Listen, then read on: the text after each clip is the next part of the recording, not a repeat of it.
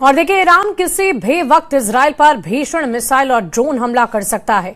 America और Israel खुफिया reports के दावों के अनुसार ईरान 5 तरह के मिसाइल और ड्रोन से हमले की तैयारी पूरी कर चुका है। पूरे इजराइल में ईरानी मिसाइलों के हमले का अलर्ट जारी हो गया है। दावा यह किया जा रहा है कि अमेरिका और इजराइल के हमले से पहले ईरान इस बार हमला करने वाला है।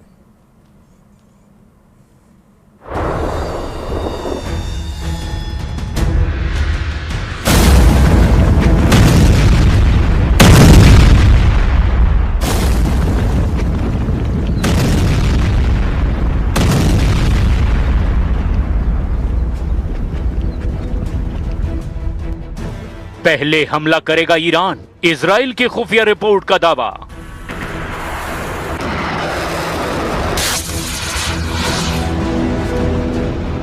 आठ अप्रैल 2026 से लगातार सीज फायर अमेरिका और ईरान के बीच चल रहा है। 19 मई को ईरान पर हमला करने से ठीक 1 घंटे पहले ट्रंप ने ईरान पर हमला रोक दिया था। इधर नेतन्याहू और ट्रंप के बीच ईरान पर हमले को लेकर जबरदस्त बहस हो चुकी है। नेतन्याहू ने 2 टूक कह दिया है कि हमें हर हाल में ईरान के यूरेनियम को तबाह करना ही होगा और हमला तो करना ही होगा, जबकि ट्रंप अभी भी उम्मीद लगाए बैठे हैं कि ईरान बातचीत में अपना यूरेनियम देने को तैयार हो जाएगा और अमेरिकी शर्तों को भी मान लेगा।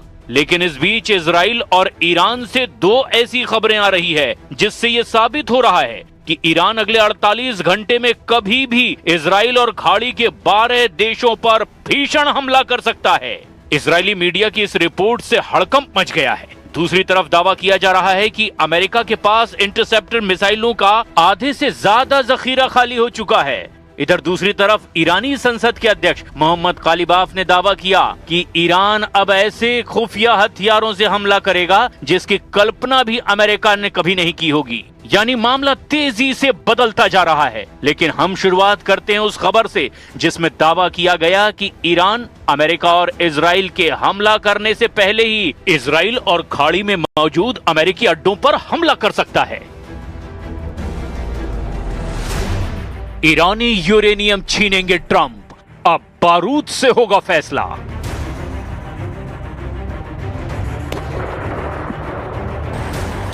लगता है अगले 48 घंटे में ईरान अमेरिका और इजराइल के साथ साथ पूरी दुनिया को सरप्राइज कर सकता है। अमेरिका और इजराइल के सैटेलाइट्स की जो तस्वीरें और जमीनी रिपोर्ट्स मिल रही है उसके मुताबिक ईरान बहुत बड़े पैमाने पर मिसाइल हमले कर सकता है। इजराइल इसी खतरे को देखते हुए अमेरिका पर दबाव बना रहा है कि किसी भी तरह से ईरान पर हमला करके उसका यूरेनियम छीन लिया जाए। इधर दूसरी तरफ अमेरिकी राष्ट्रपति डोनाल्ड ट्रंप और विदेश मंत्री मार्को रूबियो ने साफ कह दिया कि बातचीत में कुछ अच्छे संकेत मिले हैं, लेकिन अगर ईरान ने स्ट्रेट ऑफ हॉर्मुज से गुजरने वाले जहाजों पर कोई टैक्स या टोल लगाने की कोशिश की तो समझौता नामुमकिन होगा। अमेरिका की मुख्य मांग भी ये है कि ईरान अपना संवर्धित यूरेनियम देश से बाहर सौंपे। राष्ट्रपति ट्रंप ने बयान दिया कि अमेरिका आखिर में ईरान के यूरेनियम भंडार को अपने नियंत्रण में लेकर ही रहेगा।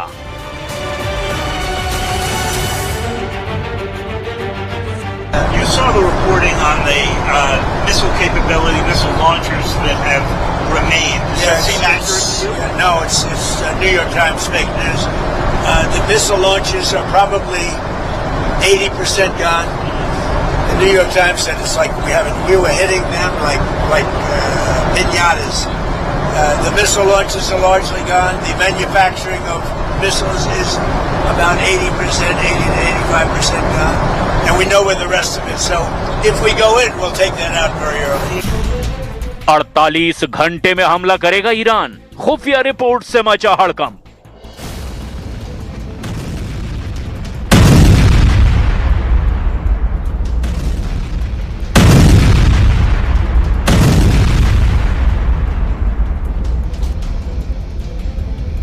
इजराइल को अंदेशा है कि ईरान उस पर और खाड़ी देशों पर अचानक मिसाइल और ड्रोन से हमला कर सकता है। अब ये डर ऐसे समय में जताया जा रहा है जब अमेरिका और ईरान के बीच सीज फायर को लेकर पर्दे के पीछे बातचीत चल रही है। यरूशलम पोस्ट की एक रिपोर्ट के मुताबिक खुफिया अधिकारियों ने इस संभावित खतरे पर जो रिपोर्ट बताई है वो बहुत ज्यादा हैरान करने वाली है। इस खतरे को देखते हुए इजराइल के रक्षा मंत्री इजराइल काट्ज और वरिष्ठ सैन्य अधिकारियों ने सुरक्षा हालात की समीक्षा भी की। सुरक्षा अधिकारियों का मानना है कि ईरान कूटनीतिक कोशिशों के पूरी तरह नाकाम होने से पहले ही हमला करने की कोशिश कर सकता है। अधिकारियों ने इस संभावित हमले की तुलना ऑपरेशन एपिक फ्यूरी और ऑपरेशन रोरिंग लॉयन के शुरुआती चरणों से की है। अमेरिका और इजराइल की सेनाएं किसी भी स्थिति से निपटने के लिए तैयार हैं। इजरायली वायुसेना और IDF के अधिकारी अमेरिकी सैन्य अधिकारियों के साथ मिलकर काम कर रहे हैं। ईरान की संदिग्ध सैन्य गतिविधियों पर नजर रखने के लिए खुफिया जानकारियां साझा कर रहे हैं। लेफ्टिनेंट जनरल इयाल जमीर लगातार अमेरिकी अधिकारियों के संपर्क में हैं, ताकि हमले की स्थिति में मिलकर के जवाब दिया जा सके। पिछले 1 महीने में अमेरिका से इजराइल आने वाले सैन्य सामान की सप्लाई में काफी तेजी आई है। दोनों देशों ने मिलकर के मिसाइलों को रोकने वाले सिस्टम, तकनीक और सॉफ्टवेयर को और ज्यादा बेहतर बनाया है। वल्ला की एक रिपोर्ट के मुताबिक खतरों की पहचान करने और उन्हें हवा में ही नष्ट करने की क्षमता को बढ़ाने के लिए एक व्यापक समीक्षा की गई है।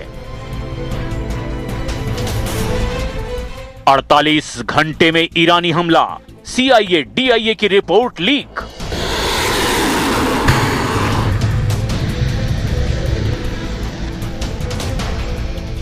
इधर एक और ताजा रिपोर्ट और लीक हुए खुफिया इनपुट के मुताबिक मध्य पूर्व में चल रहा अस्थायी सीजफायर अब पूरी तरह खत्म होने की कगार पर है।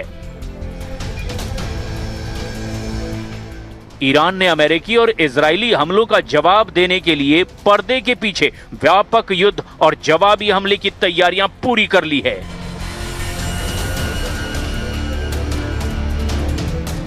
ये दावा ईरान की तरफ से नहीं बल्कि अमेरिका की टॉप खुफिया एजेंसी CIA और DIA की तरफ से किया गया है।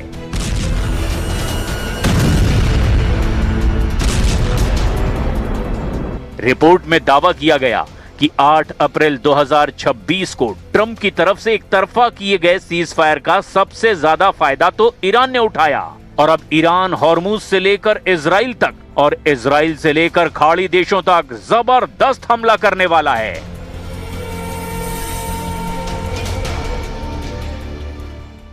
Institute for the study of war यानी कि ISW की ताजा रिपोर्ट के मुताबिक ईरान इस बार सीधे इजराइल पर मिसाइल दागने की बजाय हॉर्मुज को अपनी रक्षा और आक्रामक रणनीति का मुख्य केंद्र बना रहा है। इधर द न्यूयॉर्क टाइम्स के द्वारा हाल ही में लीक की गई अमेरिकी खुफिया एजेंसियों CIA और DIA यानी डिफेंस इंटेलिजेंस एजेंसी की रिपोर्ट ने हड़कंप मचा दिया है। खुफिया रिपोर्ट ने वॉशिंगटन से लेकर तेहरान तक गदर मचा दिया। अमेरिकी सेना और ट्रंप के दावों के ठीक उलट रिपोर्ट को देखकर ट्रंप बौखला गए हैं। CIA और DIA की इस टॉप सीक्रेट रिपोर्ट के आंकड़े बिल्कुल उलट कहानी बयां कर रहे हैं। खुफिया आकलन के मुताबिक हफ्तों तक हुई भीषण बमबारी और हमलों के बावजूद ईरान के पास युद्ध से पहले जितने मिसाइल और घातक हथियार थे उसका 70 से 75% हिस्सा आज भी पूरी तरह सुरक्षित और चालू हालत में है। ईरान के पास मौजूद मोबाइल मिसाइल लॉन्चर जो जगह बदल बदल कर मिसाइल दाग सकते हैं उसका 70% स्टॉक अभी भी एक्टिव है। रिपोर्ट कहती है कि हॉर्मुज के पास मौजूद ईरान की 33 प्रमुख मिसाइल साइट्स में से 30 साइट्स पर ईरान का आज भी पूरी तरह से कंट्रोल है और 30 मिसाइल साइट्स हमला करने के लिए तैयार है, जो ईरान की जबरदस्त ताकत का जिंदा सबूत साबित हो रहे हैं। ट्रंप का दावा था कि हॉर्मुज को बंद करने से ईरान की अर्थव्यवस्था तुरंत तबाह हो जाएगी। इधर ईरान की नेवल फोर्सेस को 10,000 से ज्यादा फर्स्ट पर्सन व्यू यानी कि FPV आत्मघाती ड्रोन्स और उससे जुड़े आधुनिक गोला बारूद सप्लाई किए गए। इनका इस्तेमाल अमेरिकी और इजरायली जहाजों को निशाना बनाने के लिए किया जाएगा। खबर तो यहाँ तक है कि ईरान जमीनी जंग की तैयारी भी बहुत बड़े पैमाने पर कर रहा है।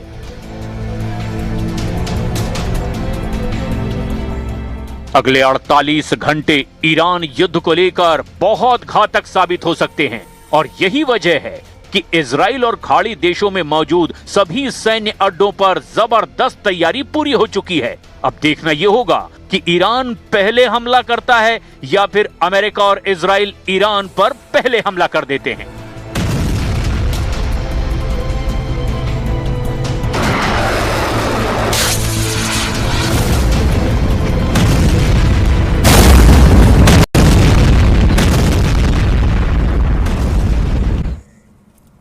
और देखिए, ट्रंप की धमकियों से भड़के ईरान ने यूएई और ओमान से बदला लेना शुरू कर दिया है। ईरान की रेवोल्यूशनरी लड़ाके ओमान खाड़ी और अरब खाड़ी में दबदबा बढ़ाने लगा है। ईरान ने हॉर्मुज का नया नक्शा जारी कर दुश्मनों के 3 इलाकों को अपना बता दिया। वहीं इजरायल ने ईरान के इस्फहान परमाणु अड्डे में सेंधमारी कर यूरेनियम हासिल करने मिशन मोसाद को सौंप दिया।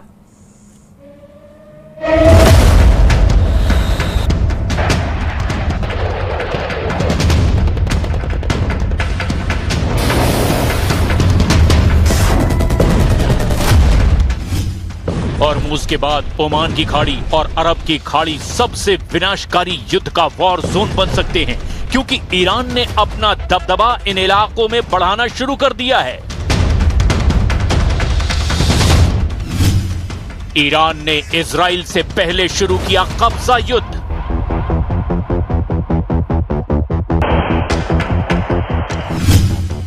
मुस्तबा फोर्स ने यूएई और ओमान से छीन लिया बड़ा इलाका।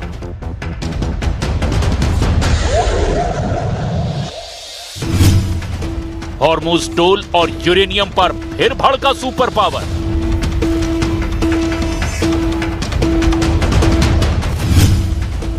ट्रंप की धमकी, ईरानी यूरेनियम जलाकर राख कर दूंगा।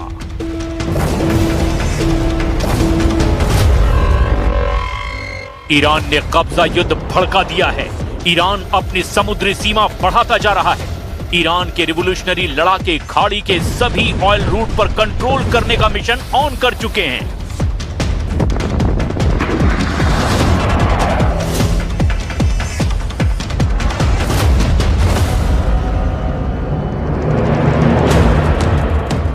ईरान ने यह प्लान ट्रंप के हॉर्मुज टोल पर धमकी के बाद एक्टिव किया है। ईरान के पास पक्की रिपोर्ट है कि फिलहाल अमेरिका इस कंडीशन में नहीं है कि वो हमला कर सके, इसीलिए ईरान दुश्मनों के खिलाफ जबरदस्त ऑपरेशन लॉन्चिंग में लगा हुआ है। वॉशिंगटन पोस्ट की रिपोर्ट में खुलासा हुआ है कि अमेरिका की डिफेंस शील्ड इस वक्त सबसे ज्यादा कमजोर है। पहले राउंड के युद्ध में अमेरिका अपना आधे से ज्यादा बारूद बर्बाद कर चुका है।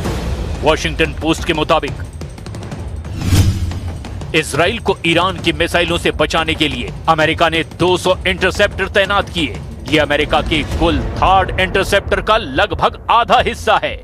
इतना ही नहीं, अमेरिका ने 100 से ज्यादा स्टैंडर्ड मिसाइल 3 और स्टैंडर्ड मिसाइल 6 इंटरसेप्टर का इस्तेमाल ईरान के हमलों से बचने के लिए किया है।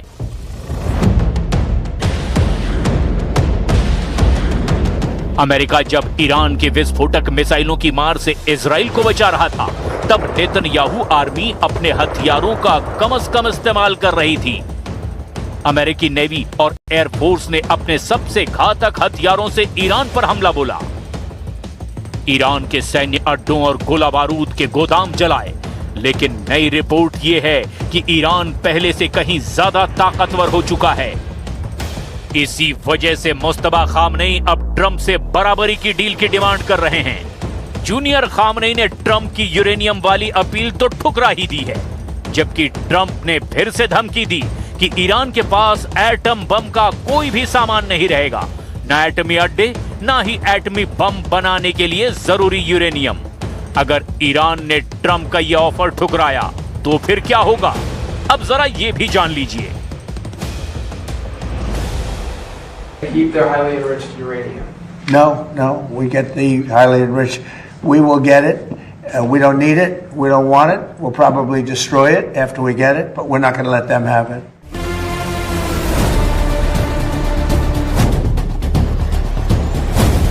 ट्रंप का पारा हाई है। उन्हें ईरान के सुप्रीम लीडर ने भड़का दिया है। ट्रंप जो कह रहे हैं, अगर वो हुआ तो समझ लीजिए कि खाड़ी के कुछ मुल्क तो मिट्टी में ही मिल जाएंगे।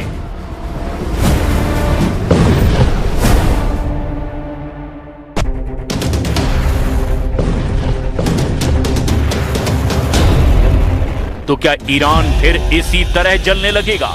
क्या अमेरिका ईरान में फिर ऐसे ही आग लगाने जा रहा है?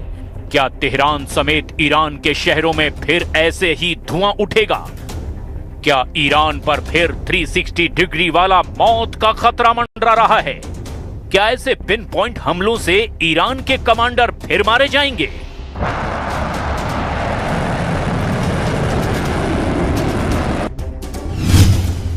क्या इस बार ट्रंप के टारगेट पर ईरान के सर्वोच्च लीडर मुस्तफा खामनेई हैं?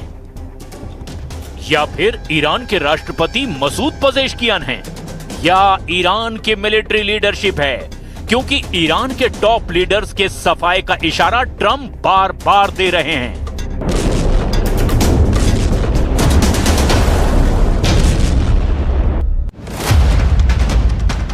इधर इजराइल के एक टीवी चैनल 14 में सीक्रेट जानकारी लीक होने का दावा किया गया। टीवी की रिपोर्ट में दावा किया गया कि अमेरिका और इजराइल मिलकर ईरान के इस्फान इलाके से संवर्धित यूरेनियम निकालने के लिए सैन्य ऑपरेशन कर सकते हैं। इजरायली पत्रकार शिमोन रेगलिन ने दावा किया कि यूरेनियम ऐसी गहराई पर रखा गया है जहां से मिलिट्री कार्रवाई से ही उसे निकाला जा सकता है।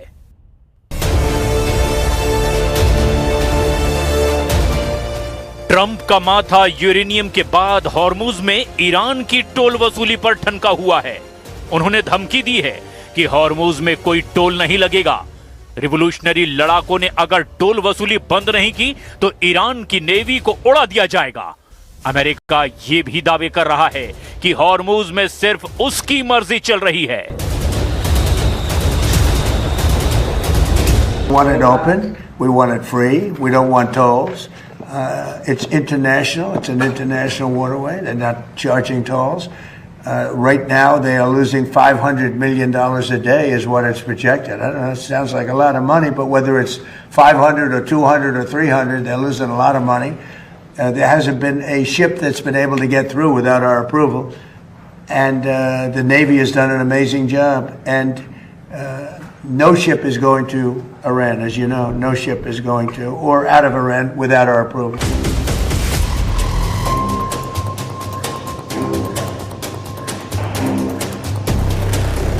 ट्रंप जब हॉर्मुज स्ट्रेट में जीत के दावे कर रहे हैं, तब ईरान उन्हें डबल झटका दे रहा है। ईरान अब हॉर्मुज स्ट्रेट पर अपनी पकड़ मजबूत बनाने के लिए समुद्री सीमा का विस्तार शुरू कर चुका है। ईरान ने नया समुद्री नक्शा जारी किया है, जिससे यूएई और ओमान की टेंशन बढ़ गई है। ईरान की पर्शियन गल्फ स्ट्रेट अथॉरिटी ने जारी नए नक्शे में हॉर्मुज स्ट्रेट को ईरान के को मुबारक से यूएई के फुजरात तक और ईरान के केशम द्वीप से लेकर यूएई के अल कैविन तक फैला हुआ दिखाया है। ईरान ने पहले से इस इलाके के 3 आइलैंड पर कब्जा कर रखा है। ये है अबू मूसा, ग्रेटर टुनब और लेसर टुनब। इन आइलैंड पर ईरान और यूएई के बीच करीब 50 साल से विवाद चल रहा है। यूएई इस इलाके को अपना हिस्सा मानता है, लेकिन ईरान 1971 से यहां डटा हुआ है।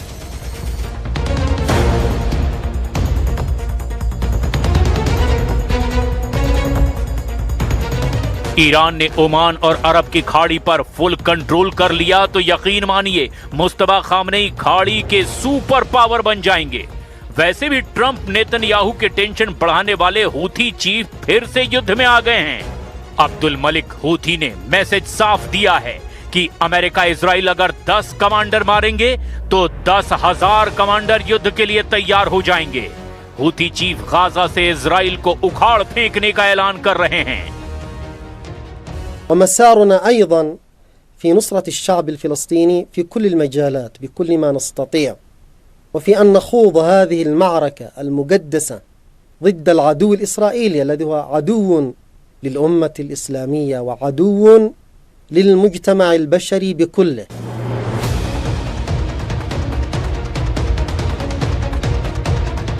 हूथी हुंकार भर रहे हैं। हिजबुल्लाह इजराइल को युद्ध में जबरदस्त टक्कर दे रहा है। हमास ने फिर से सिर उठाना शुरू कर दिया है। ईरानी लड़ाका ग्रुप हाथ आए मौके को भुनाना चाहते हैं। मुस्तफा खामनेई से सिग्नल मिलते ही ये फाइटर ग्रुप तेल अवीव पर टूट पड़ेंगे। ईरान यहां तक दावा कर रहा है कि उसने अभी तक अपनी सबसे खतरनाक मिसाइलों को तो इस्तेमाल ही नहीं किया है। मतलब ये कि युद्ध का सेकंड राउंड ईरान के नाम हो सकता है।